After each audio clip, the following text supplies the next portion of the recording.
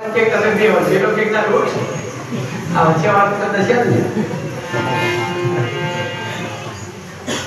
ધર્મ છે આજે આ તમને મને આવો અવસર મળ્યો છે સાહેબ આપણે ભાગશાળી છીએ આવું બધું કોને મળે આવો સત્સંગ કોને મળે જીવનમાં સત્સંગ મળવો બહુ મુશ્કેલ છે અને આપણે હું ઘણી વખત કહું છું કે સત્સંગી આપણે ક્યારે કહેવાય ખબર આપણા અંદરથી આપણે સત્સંગમાં જતા થઈએ એટલે કુસંગો હોય ધીરે ધીરે આપણામાંથી નીકળી જાય તો કહેવાય કે આપણે સત્સંગી થયા પણ આપણે તર સત્સંગી બને પણ મન નહીં પડતું ગયો મનના વિચારો નબળા હોય મનમાં આપણને ખોટી બધી આદતો પડેલી હોય મનમાં ગ્રંથિ બંધાયેલી હોય તો આપણે સમજી લેવું મેં તમને કીધું કે ત્રણ રસ્તો આપણે બહુ કાળજી રાખવાની કઈ કે પહેલા તો કે આપણે સહન કરવા શીખો કોઈને માફ કરવા શીખો બીજા નંબરમાં આપણી ભૂલ હોય તો સ્વીકારવા શીખો ઘણી વખત અહીંયા આપણે બોલીએ તો ઘણા જણાને આમ જીંદડી સડી જાય કેમ ગુરુ કોણ છે તમે આખા જગતમાં ભગવાનને ઓળખતા ફરો છો પણ સાહેબ ભગવાન ક્યાં છે ને હજુ આપણને ખ્યાલ આવતો મેં તમને હા એક નાની વાત કહી દઉં આરતી આવે છે ત્યાં સુધી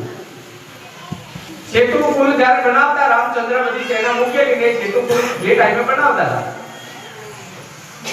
એ ટાઈમે મે હનુમાનજી મહારાજ મોટા મોટા પહાડો લાવી નાખતા હતા ધ્યાન રાખજો વાતમાં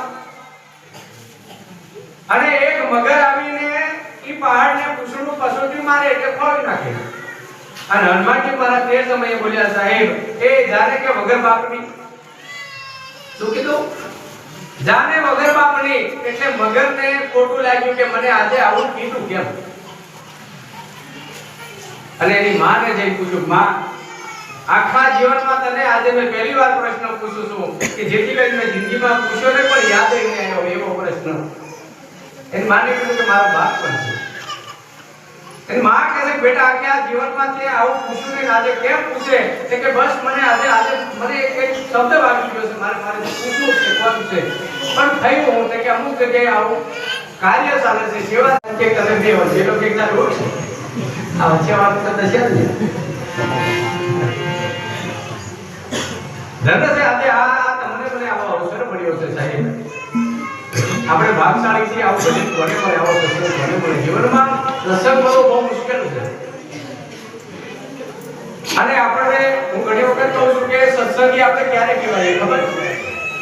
આપણા અંદરથી આપણે સત્સંગમાં જતા થઈએ એટલે કુસંગો હોય ધીરે ધીરે આપણામાંથી નીકળી જાય તો કહેવાય કે આપણે સત્સંગી થયા પણ આપણે તર સત્સંગી બને પણ મન નહીં પડતું ગયો મનના વિચારો નબળા હોય મનમાં આપણને ખોટી બધી આદતો